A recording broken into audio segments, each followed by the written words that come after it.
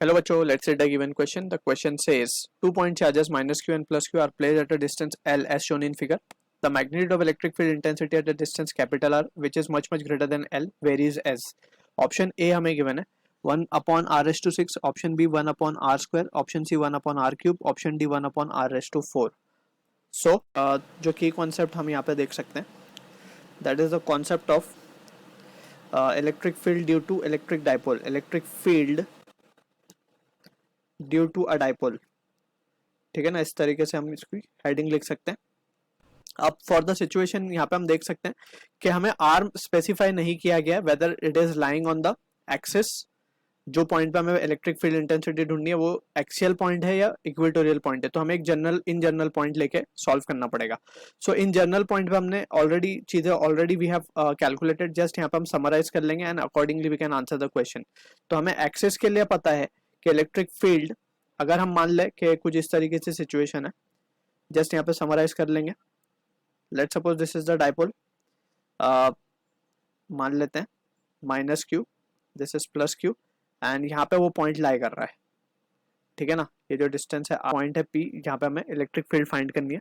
तो ये है हमारी एक्सिस वाली कंडीशन, एक्सियल पॉइंट वाली कंडीशन हम यहाँ पे चेक कर रहे हैं। तो यहाँ पे हम लिख सकते हैं EP is equals to 2 kp upon r cube. तो ये फॉर्मूला आता था, we have already derived it, ठीक है। अगर हम इक्वेटोरियल प्लेन की बात करें, इक्वेटोरियल में क्या होता था, ये हमारा ये इलेक्ट्रिक डाइपोल मान लेते हैं यहाँ पे माइनस क्यू प्लस क्यू, वो पॉइंट यहाँ पे कहीं है and it is at a distance r, ठीक है ना। तो पॉइंट पी पे इलेक्ट्रिक फील्ड क्या लिखी जाएगी, EP will be equals to kp upon r cube, इस तरीके से, ठीक है।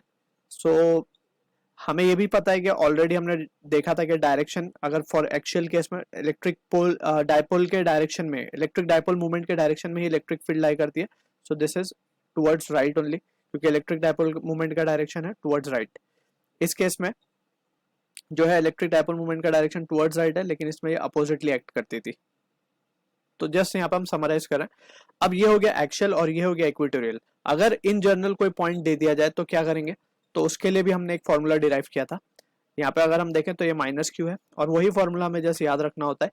अगर लेट से यहाँ पे हमने मान लिया ये पॉइंट पी है, जो कि रैंडमली कहीं और ही है, मतलब ये इस पॉइंट पे है, पोलर कोऑर्डिनेट यहाँ पे हम डिफाइन कर लेंगे, लेट से एंगल थीटा पे है पॉइंट पी, ठीक है ना। अब यहाँ पे अगर हम देखें तो हम इस डाइपोल मूवमेंट को, जो हमारा एक्चुअल डाइपोल मूवमेंट है वो तो ये डायरेक्शन में पी, तो हम इसके कंपोनेंट कर लेंगे। एक ये कंपोनेंट हो जाएगा हमारा पी कॉस थीटा, और एक परपेंडिकुलर कंपोनेंट इसका पी साइन थीटा, ये हमारा पी है और ये हो जाएगा पी साइन थीटा। तो पी साइन थीटा के लिए पॉइंट पी कैसा है देख सकते हैं हम ध्यान से, अगर देखें तो ये इक्वेटोरियल पॉइंट है, और पी कॉस थीटा के लिए एक्चुअल पॉइंट है।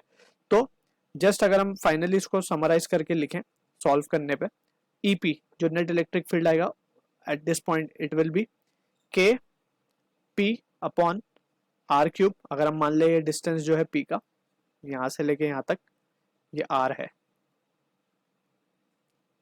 ये वाले डिस्टेंस की बात कर रहे हैं हम, आर डिस्टेंस पे k p upon r cube under root of 3 cos square theta plus 1, ठीक है ना।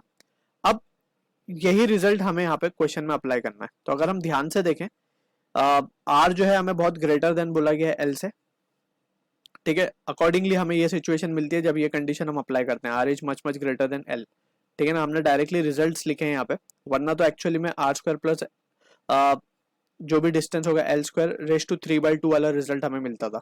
तो यहाँ पे अगर हम देखें finally, so it is coming out to be inversely proportional to r cube. So this is the answer for the question, जो कि मैच हो रहा है हमारा ऑप्शन सी के साथ। So I hope you understood the solution. All the best.